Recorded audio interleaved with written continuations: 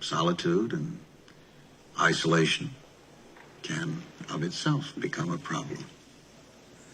Not for me. How about your wife and son? How do you think they'll take to it? They'll love it. Great. There's one other thing I think we should talk about. I don't want to sound melodramatic, but it's something that's been known to give a few people second thoughts about the job. I'm intrigued. I don't suppose they told you anything in Denver about the tragedy we had up here during the winter of 1970? I don't believe they did. Well, my predecessor in this job hired a man named Charles Grady as the winter caretaker. And he came up here with his wife and two little girls, I think about 8 and 10. And he had a good employment record, good references. And from what I've been told, I mean, he seemed like a completely normal individual. But at some point during the winter, he must have suffered some kind of a complete mental breakdown. He ran amok and killed his family with an axe.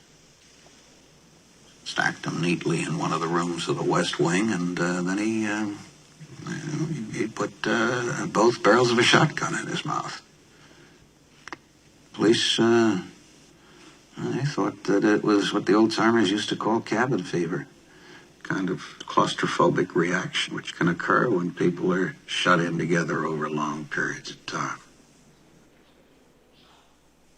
Well, that is quite a story. Yeah, it is.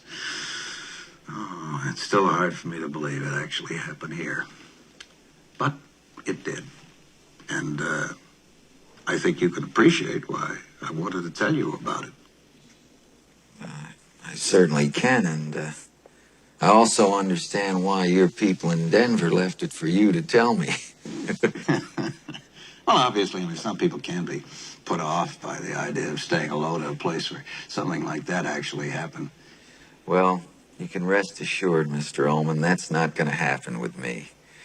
And as far as my wife is concerned, I'm sure she'll be absolutely fascinated when I tell her about it. She's a confirmed ghost story and horror film addict.